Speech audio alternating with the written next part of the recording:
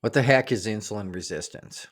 And why do you care as a type 2 diabetic? Well, you should care because it's why you probably have type 2 diabetes.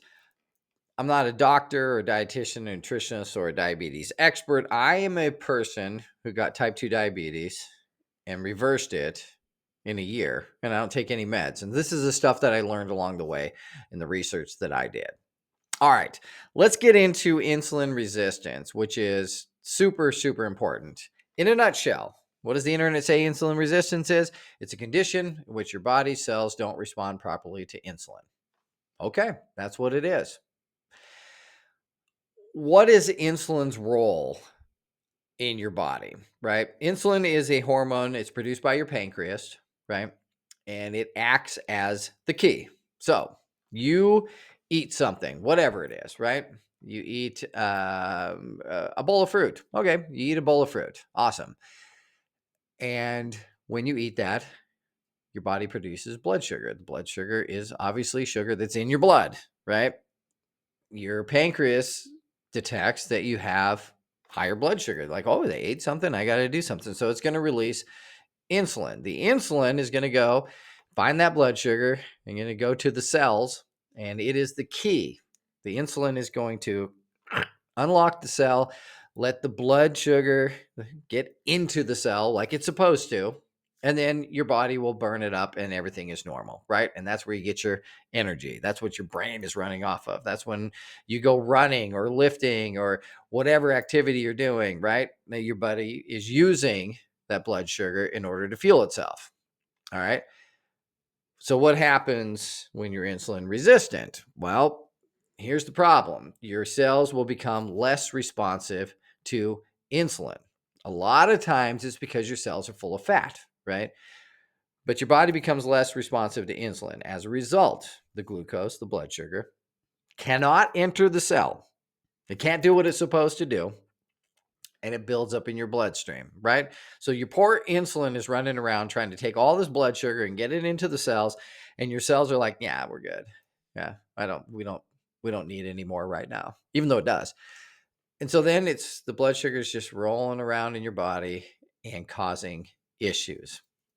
When this happens, by the way, your poor pancreas is like, I already produced insulin, right?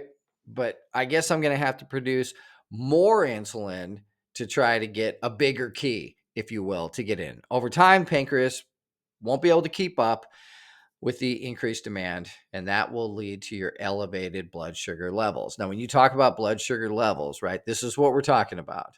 Your fasting blood glucose, your A1C, all that kind of stuff is just how much blood sugar is left in your system on average because you are insulin resistant. Does that make sense? I hope so. Because it's really important, right?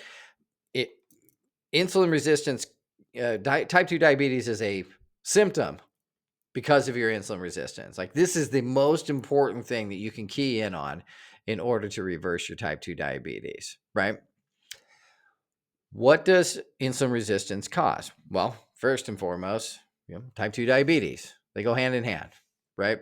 Because you're insulin resistant, your blood sugar levels are too high because, again, that sugar can't get into your cells, and eventually you're going to be type 2 diabetic. You'll probably start off pre-diabetic, and then you're going to go to type 2 diabetes. And hopefully you won't get to the point, because your poor pancreas is still trying to keep up. So when you don't take care of it at all, your pancreas finally says, I'm done. I can't do this anymore. I'm tired. There's no more. You're burnt. You're ruining beta. I'm done.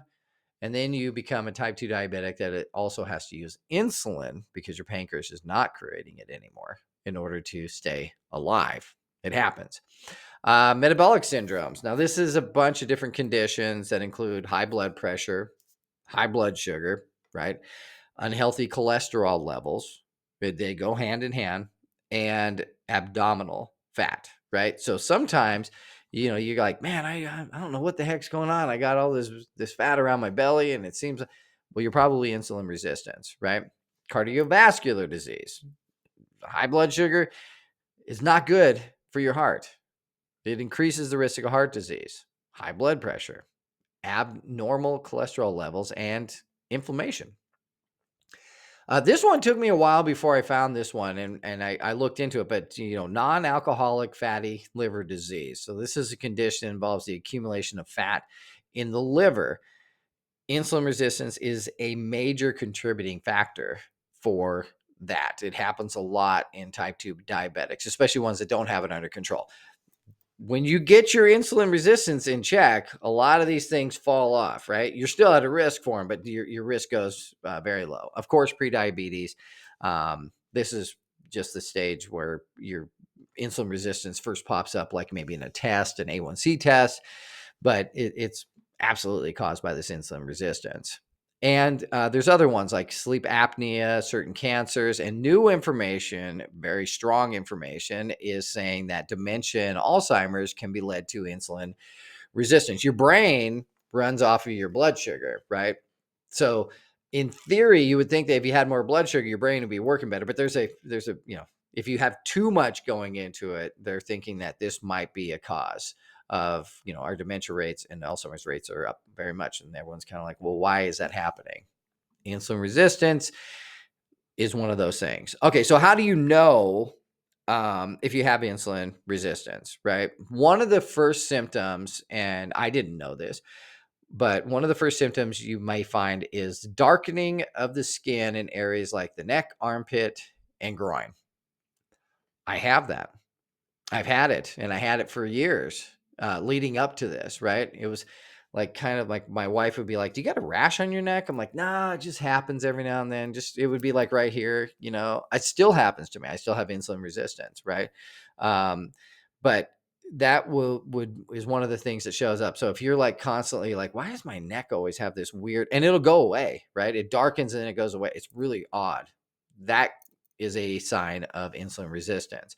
Weight gain, especially around the abdomen. Increased belly fat is strongly linked to insulin resistance.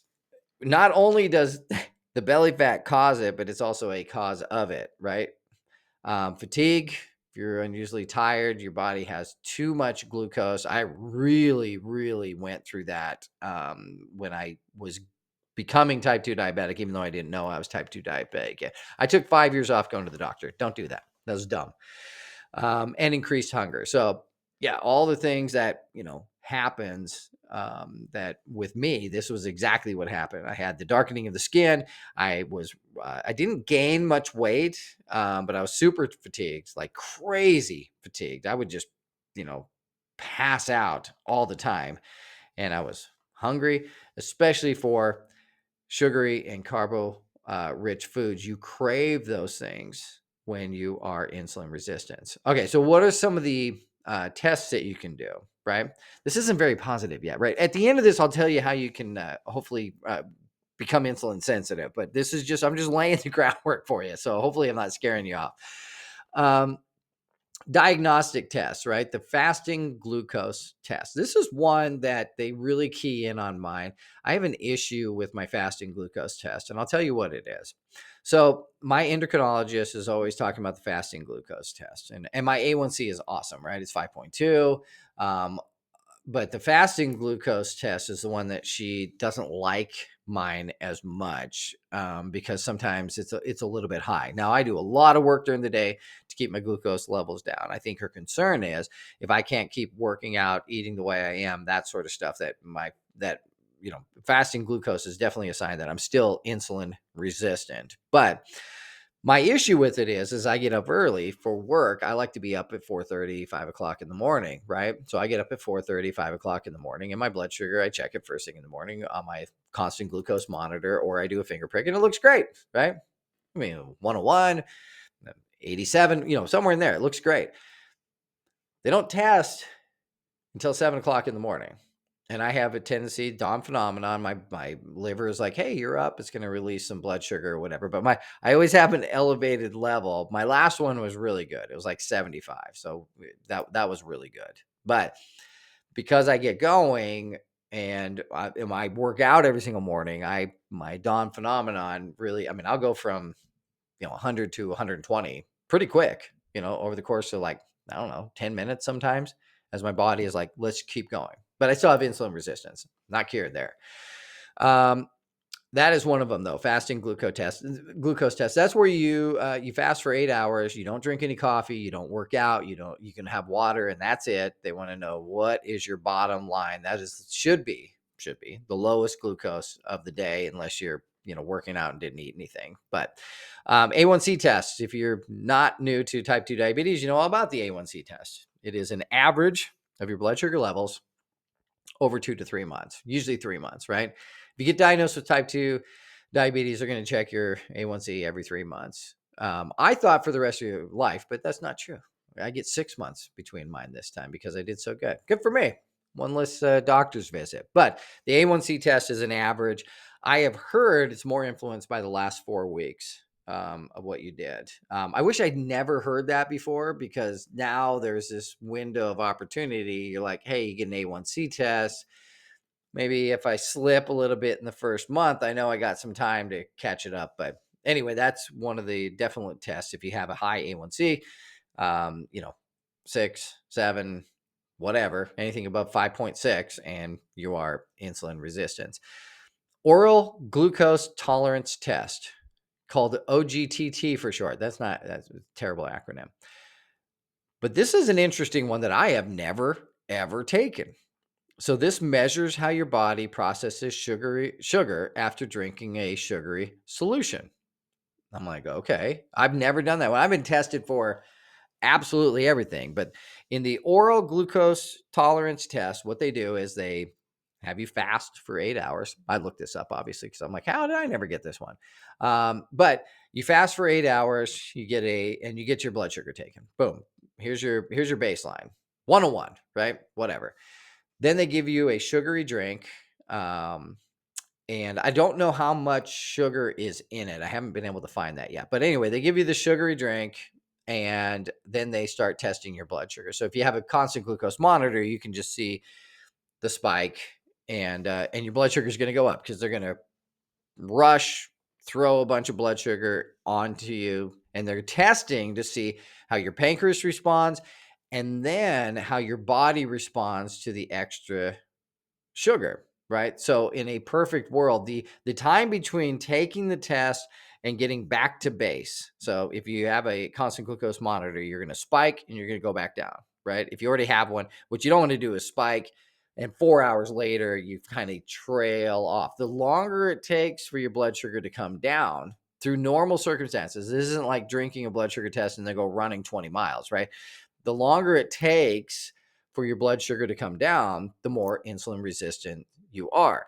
The faster you come down, so maybe you spike up to 180 or 190 or whatever it is, right? But within an hour, you're back to baseline. That shows how insulin sensitive you are. I haven't taken that one yet, but I'm going to ask about it. Lipid panel. This, I'm sure that everyone watching this has had a lipid panel test. This measures the different levels and types of fats in your blood, like triglycerides, cholesterol, all that kind of fun stuff. In fact, as we're going through mine, like, well, how did I get type 2 diabetes? Because I wasn't overweight or anything like that, but I have naturally really low HDL, which leads to insulin resistance. So that might have been definitely one of the factors. Also, I ate like an idiot, but we'll see. And then your fasting insulin level. This one confused me a little bit, because I didn't think you could just test insulin. Usually what they do is a C-peptide test. So when your pancreas produces insulin, it also produces this chain called a C-peptide, right? And so they're attached. So the insulin goes away pretty fast. It comes in, does its job, and then, or doesn't, depending on how much your blood, and goes away. But the C-peptide is left over. So I'm assuming, and I have done a C-peptide test, this proved that my pancreas was still producing way adequate amounts of insulin, which is good. That means if I keep everything else in line, I should be good to go. What causes insulin resistance? This is probably not going to shock anyone. Excessive weight, right? Especially in the belly.